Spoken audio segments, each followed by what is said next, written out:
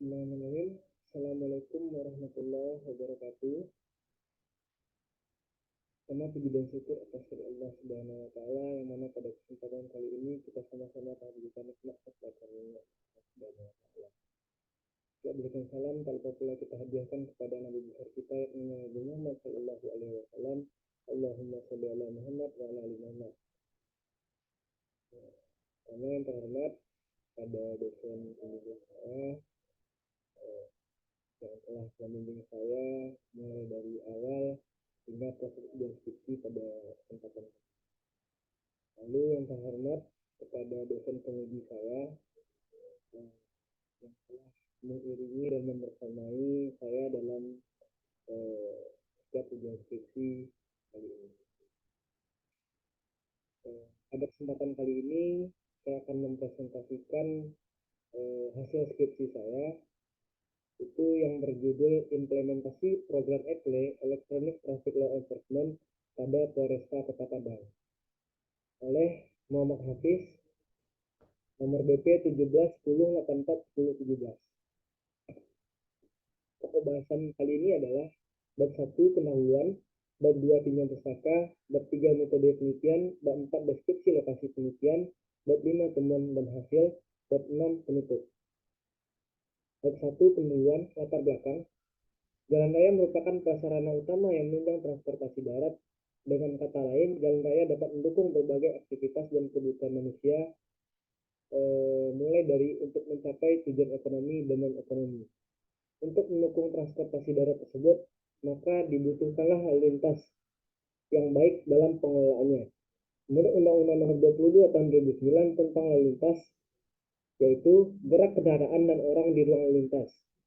Ruang lalu lintas gerak merupakan prasarana yang diperuntukkan bagi gerak pindah kendaraan, orang, dan atau barang yang berupa jalan dan fasilitas penumpang. Berikut adalah tabel dari jumlah kendaraan bermotor di Indonesia yang meningkat setiap tahunnya.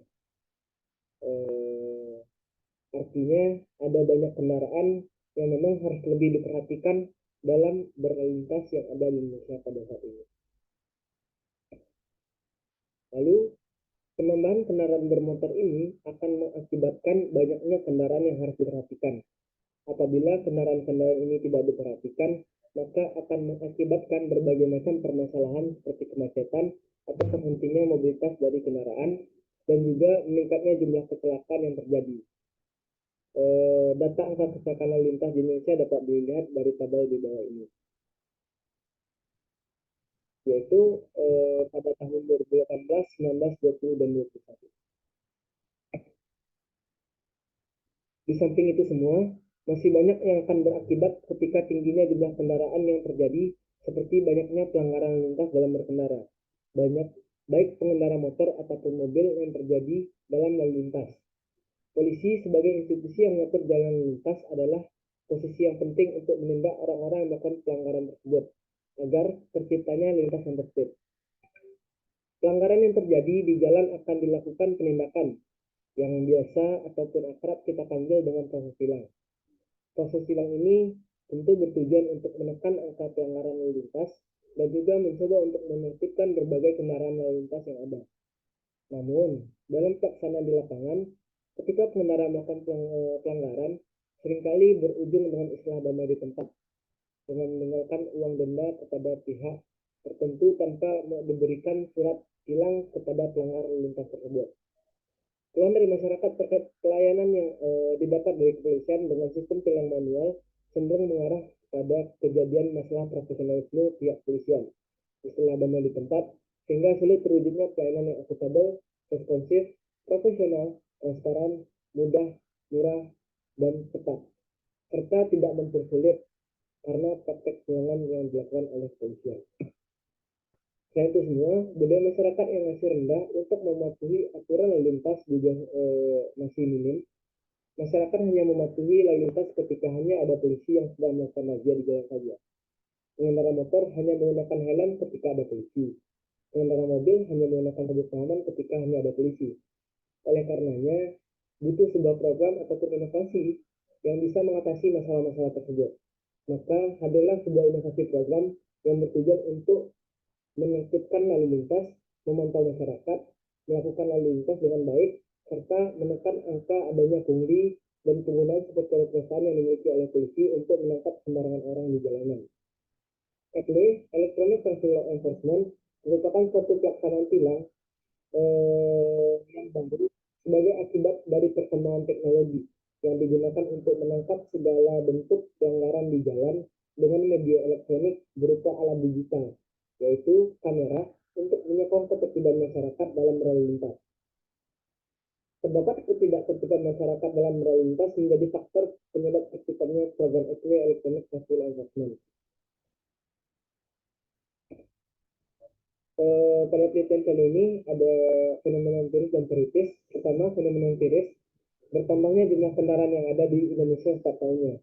Kedua, masih belum terjalankannya tilang manual secara baik dan profesional. Ketiga, Padang merupakan satu-satunya Polresta yang melaksanakan program ETLE di Sumbar.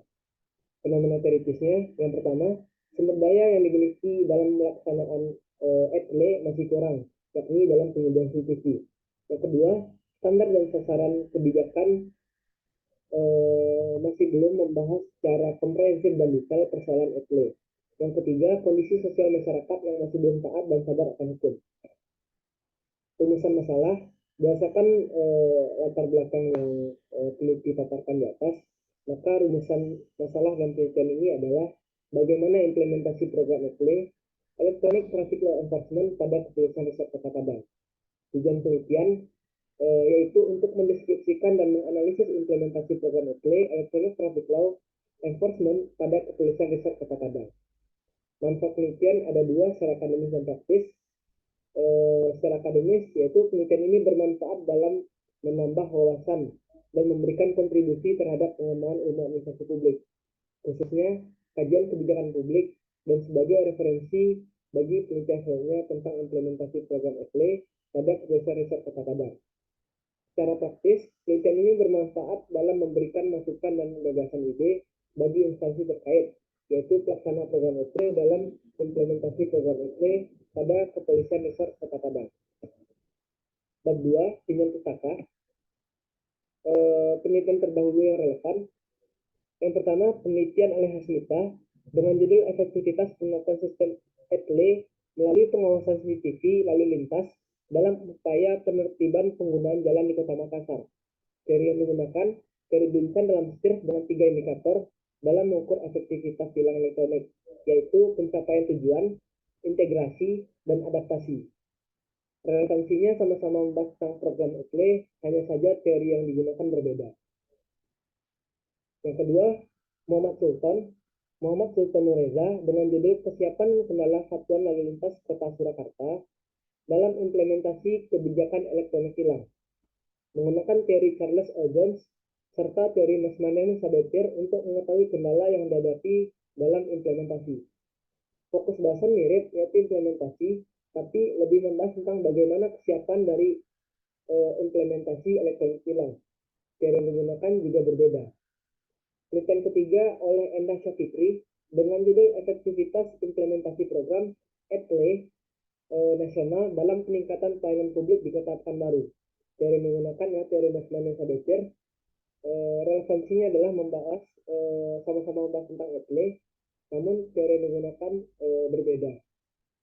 Selanjutnya, penelitian Yoga Dwi Arjuna dengan judul implementasi program e-tilang dalam penegakan hukum pelanggaran lalu lintas di wilayah hukum Polres Banyumas dengan teori manajemen George R. Terry. Relevansinya adalah fokus bahasanya mirip, tapi penelitian ini lebih condong ke arah penegakan hukum. Penelitian selanjutnya yaitu Charles Rio Valentin Pardede dengan judul analisis program ETLE dalam rangka menciptakan Kamseltip Karlantas studi kasus Kota Serang dengan teori faktor penghambat yang terdiri dari sarana prasarana, anggaran, sumber daya, dan kebudayaan masyarakat. Relevansinya sama-sama membahas tentang ETLE, hanya saja teori yang digunakan berbeda. Pada penelitian kali ini, peneliti menggunakan teori implementasi Hammeter Van Hal dengan 6 variabelnya, yakni pertama policy standard and objectives, Yang kedua, policy resource. Yang ketiga, the characteristic of implementing agencies. Yang keempat, the disposition of implementer. Yang kelima, interorganizational communication and enforcement activities. Yang keenam, economic, social, and political condition. Rangka berpikir dimulai dari Instruksi Presiden nomor 3 tahun 2003 tentang kebijakan dan strategi nasional pengembangan lingkungan government, lalu Undang-Undang nomor 22 tahun 2009 tentang lalu lintas jalan dan angkutan jalan, lalu selanjutnya Peraturan Pemerintah nomor 80 tahun 2012 tentang tata cara pemeriksaan kendaraan bermotor di jalan dan penindakan pelanggaran lalu lintas dan angkutan jalan. Hanya program ETLE yang nantinya akan diimplementasi, yang akan dianalisis menggunakan teori implementasi Donald van Meter and Carl van Hoorn dengan non-variabelnya, yang selanjutnya akan menghasilkan sebuah kinerja kebijakan. Definisi konsep, kebijakan publik merupakan suatu tindakan yang dilaksanakan oleh pemerintah, di mana tindakan tersebut bertujuan untuk memecahkan masalah yang terjadi di lingkungan publik. Implementasi merupakan suatu kegiatan yang dilakukan oleh berbagai aktor secara terarah, sehingga pada akhirnya akan mendapatkan suatu hasil yang sesuai dengan tujuan-tujuan atau sasaran-sasaran kebijakan. Program adalah sebuah bentuk rencana yang akan dilakukan atau dilaksanakan dan sekumpulan kegiatan yang akan dilaksanakan. ETLE, Electronic Traffic Law Enforcement, merupakan sistem yang mencatat, mendeteksi, memotret pelanggaran lalu lintas yang dilakukan oleh pengendara di jalan raya melalui kamera CCTV. Kepolisian Resor Kota merupakan struktur komando Republik Indonesia di wilayah perkotaan yang mempunyai tingkat peranan lebih tinggi dari Polres di kabupaten. Definisi operasional, pada pertama ukuran dan tujuan kebijakan ada dua indikatornya, yaitu kejelasan dan keadilan. Cara mengukurnya adalah mendeskripsikan kemampuan kebijakan dalam memberikan pemahaman yang sama terhadap implementer mengenai tujuan yang akan dicapai. Lalu mendeskripsikan keadilan dalam pelaksanaan bagi kelompok sasaran. Variabel kedua, sumber daya, indikator sumber daya manusia, sumber daya finansial, mendeskripsikan aparatur yang bertugas dalam menjalankan kebijakan sesuai dengan ketentuan dan jumlah latar belakang kalian yang dimiliki. Selanjutnya, mendeskripsikan anggaran yang mana digunakan untuk mendanai agar kebijakan dapat berjalan dengan baik. Yang ketiga, karakteristik agen pelaksana. Ada 3 indikator. Yang pertama, struktur birokrasi, norma-norma, dan terakhir kalau hubungan yang terjadi. Cara mengukur, mendeskripsikan struktur birokrasi yang ada dalam instansi, mendeskripsikan norma-norma dan nilai-nilai dalam instansi tersebut, mendeskripsikan hubungan kerja dari instansi tersebut. Yang keempat, variabelnya adalah sikap atau kecenderungan disposisi pada pelaksana. Indikator ada 2, respon implementer terhadap kebijakan, dan yang kedua adalah pemahaman serta kemampuan implementer dalam melaksanakan kebijakan. Cara mengukurnya ada 2, mendeskripsikan komitmen dan keseriusan implementer dalam melaksanakan program ETLE. Selanjutnya mendeskripsikan pemahaman implementer terhadap program yang akan diimplementasikan. Variabel kelima, komunikasi antar organisasi. Ada 2 indikator, ada komunikasi serta koordinasi. Cara mengukur, mendeskripsikan bagaimana komunikasi dan komunikasi jenis apa yang dilakukan oleh organisasi-organisasi pelaksana. Selanjutnya koordinasi, mendeskripsikan bagaimana koordinasi yang terjadi antara organisasi-organisasi pelaksana. Yang keenam, variabelnya kondisi sosial, ekonomi, dan politik. Indikator kondisi sosial, kondisi ekonomi, dan kondisi politik. Cara mengukurnya adalah dengan mendeskripsikan kondisi sosial dan budaya yang berkembang di masyarakat dalam implementasi program ini. Mendeskripsikan kondisi ekonomi masyarakat, mendeskripsikan kondisi politik, dukungan elit politik terhadap implementasi program. Bab 3, metode penelitian. Pertama, pendekatan penelitian, pendekatan kualitatif dengan metode deskriptif.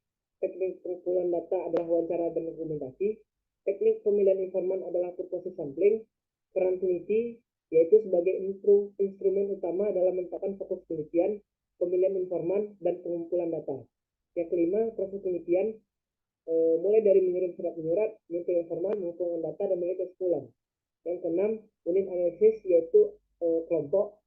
Yang ketujuh, teknik analisis data yaitu pengumpulan data, reduksi data, penyajian data, dan penarikan serta pengujian kesimpulan.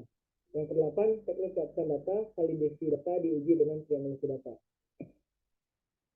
Selanjutnya, bab 4, deskripsi lokasi penelitian. Pada penelitian ini, peneliti itu di Kota Padang, yaitu ibu kota provinsi Sumatera Barat yang ada di Indonesia. Ya, kota ini merupakan pintu masuk barat Indonesia ke Samudra Hindia. Lalu selanjutnya adalah Polresta Padang, merupakan satuan organisasi Polri yang berkedudukan di ibu kota atau kabupaten di daerah hukum masing-masing. Polres nantinya akan bertugas untuk menyelenggarakan tugas pokok Polri dalam memelihara keamanan, ketertiban masyarakat, menegakkan hukum, serta memberikan perlindungan, pengayoman, dan pelayanan kepada masyarakat dalam melaksanakan tugas-tugas Polri lainnya, sesuai dengan ketentuan peraturan perundang-undangan. Pos Indonesia merupakan sebuah badan usaha milik negara atau BUMN yang bergerak di bidang layanan pos atau pengiriman. Yang saat ini Pos Indonesia merupakan perseroan terbatas, dan seiring hal tersebut PT Pos masuk ke dalam salah satu aktor dalam menjalankan program ini. Selanjutnya Bank BRI merupakan salah satu bank terbesar milik pemerintah Indonesia. BRI didirikan di Purwokerto, Jawa Tengah oleh Raden B. Arya Wijatmadja pada tanggal 16 November 1945. Selanjutnya Kejaksaan Republik Indonesia, yaitu selanjutnya disebut Kejaksaan, merupakan lembaga pemerintah yang melaksanakan kekuasaan negara di bidang penuntutan serta peraturan perundang-undangan. Bab 5, temuan dan hasil. ETLE, Electronic Traffic Law Enforcement, merupakan sistem yang mencatat, mendeteksi, memotret pelanggaran lalu lintas yang dilakukan oleh pengendara jalan raya melalui kamera CCTV. Nah, pada penyelenggaraan implementasi program ETLE pada Polresta Kota Padang dimulai pada awal tahun 2021, yaitu sejak 15 April 2021 dan hanya terpusat di Kota Padang. Sebelum melakukan program ETLE, Polres sudah terlebih dahulu melakukan sosialisasi sekaligus launching kepada masyarakat mulai dari Januari 2021 hingga 14 April 2021. Tanggal 15 April 2021 sudah diterapkan program ETLE dengan pemberlakuan denda telang. Aktor yang bertugas dalam menjalankan program ETLE ini terdiri dari 6 orang tugas. Variabel pertama, standar dan sasaran kebijakan. Indikatornya ada 2. Indikator pertama, kejelasan. Untuk memandang implementasi, maka dibutuhkan suatu peraturan perundang-undangan ataupun kebijakan yang jelas dan terukur dari sebuah implementasi. Pelaksanaan suatu implementasi ataupun kebijakan ataupun program harus berdasarkan pada aturan ataupun kebijakan yang telah dibuat oleh pembuat kebijakan untuk menjadi pedoman dalam bertindak. Sesuai dengan hasil peneliti yang peneliti dapatkan, maka program ETLE belum memenuhi kriteria jelas dan terukur karena belum memiliki satu payung hukum yang khusus membahas secara detail dan komprehensif mengenai ETLE ini. Untuk melihat bagaimana ETLE hanya dalam undang-undang yang disebutkan dalam Undang-Undang Nomor 20 Tahun 2009 tentang lalu lintas dan angkutan jalan. B. Keadilan. Dari hasil temuan yang peneliti dapatkan, maka implementasi program ETLE sudah mengakomodir prinsip dari keadilan tersebut, terbukti dengan adanya kesamarataan perlakuan yang dilakukan kepada masyarakat. Variabel kedua adalah sumber daya yang bagi 2, sumber daya manusia dan sumber daya non-manusia. Untuk sumber daya manusia, pada temuan yang peneliti dapatkan, sumber daya yang ada petugas ETLE Polresta Kota Padang sudah cukup baik, terbukti dari adanya pembekalan atau pelatihan terlebih dahulu sebelum menjalankan program ETLE tersebut. Lalu untuk B, sumber daya manusia, dalam hal ini pada indikator sumber daya manusia itu masih belum mencukupi atau terkendala karena jumlah CCTV hanya 10 titik yang belum mengakomodir keseluruhan lampu merah yang ada di Kota Padang. Ketiga, karakteristik organisasi. Untuk struktur organisasi, semakin kompleks dan gendut suatu organisasi, maka akan menjadikan rantai birokrasi yang ada semakin panjang. Pada penelitian dan temuan yang peneliti temukan, pada bagian etle Polresta Padang tidak memiliki struktur organisasi karena dari tugas yang dilaksanakan hanya melakukan verifikasi dan penindakan CCTV. Lalu B, norma-norma. Pelaksanaan program etle oleh Polresta Padang sudah memiliki norma disiplin yang baik, terbukti dari adanya peraturan yang mengatur tentang kedisiplinan anggota kepolisian untuk berkegiatan dan bekerja. Ketiga, karakteristik organisasi. Pola hubungan yang terjadi dapat dilihat melalui komunikasi secara langsung yang sifatnya non formal yang dilakukan oleh sama petugas etle pun komunikasi terjalin dengan baik serta kerjasama agar program etle ini berjalan dengan optimal. Dan juga komunikasi yang digunakan dengan sifat non formal melalui WhatsApp apabila tidak bisa lakukan dengan langsung.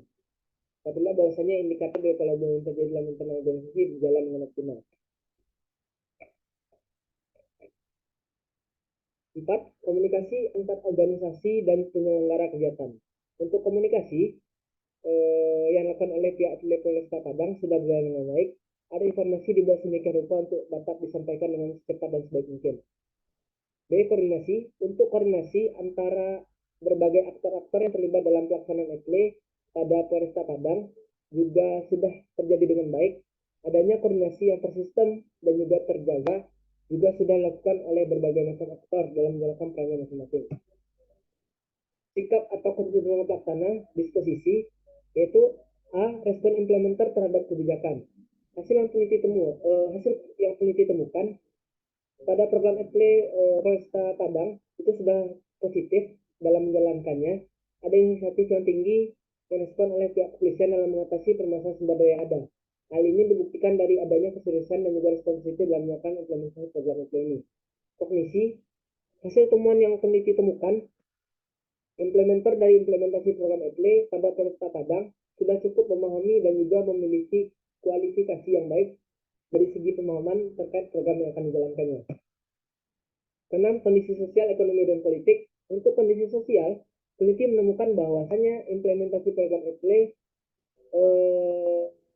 masih banyak masyarakat yang belum mematuhi aturan hukum. Masih banyak yang belum sadar akan hukum. Selanjutnya, untuk kondisi ekonomi, peneliti menemukan bahwasanya ada hubungan antara etika ekonomi dan masyarakat dalam implementasi program etle ini. Hal ini terbukti bahwasanya ketika dihadapkan pada sanksi untuk membayar denda, ada rasa tegas dan tertib untuk menciptakan agar masyarakat masih hukum dan lalu lintas. Untuk kondisi politik, peneliti menemukan bahwasanya implementasi program etle pada kepolisian desa Kota Padang sudah mendapatkan perhatian serta dukungan dari kepolisian Republik Indonesia. Hal ini ditandai dengan program etle merupakan salah satu dari program prioritas yang diamanatkan oleh Kapolri kepada kepolisian yang ada di tiap daerah. Untuk kinerja kebijakan, kinerja kebijakan ialah akibat dari hubungan serta korelasi yang disebabkan oleh 6 variabel. Dan ada 3 variabel yang berhubungan langsung, yaitu karakteristik organisasi, sumber daya, dan respon implementer.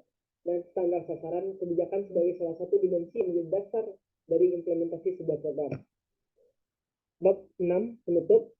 Kesimpulan, ada 3 buah kesimpulan pada penelitian kali ini. Yang pertama, masih adanya kendala dalam hal sumber daya non manusia, yaitu dari jumlah CCTV yang belum mencukupi. Kedua, kendalanya adalah masih kurangnya kesadaran masyarakat akan kesadaran hukum dalam berlalu lintas. Yang ketiga, peraturan yang digunakan masih bersifat umum, artinya belum ada peraturan ataupun kebijakan khusus yang membahas secara komprehensif tentang mekanisme yang terukur dari program etle ini. Kedua, saran dan rekomendasi. Yang pertama, perlu adanya payung hukum yang khusus membahas tentang mekanisme etle secara komprehensif dan detail.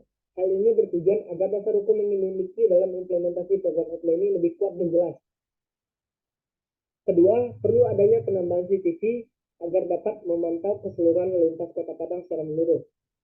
Yang ketiga, perlu adanya pendidikan khusus terkait adanya kesadaran hukum dan ketaatan dalam berlalu lintas kepada masyarakat yang ingin berkendara di jalan. Pendidikan ini dapat dilakukan ketika masyarakat ingin membuat SIM sebagai tanda atau lisensi boleh berkendara di jalan. sekian dari saya, presentasi dari saya. Jika ada kata-kata yang kurang sesuai pada tempatnya, saya mohon maaf. Dan terima kasih atas perhatiannya. Akhir kata, yakin usaha sampai. Bila taufik walhidayah. Wassalamualaikum warahmatullahi wabarakatuh.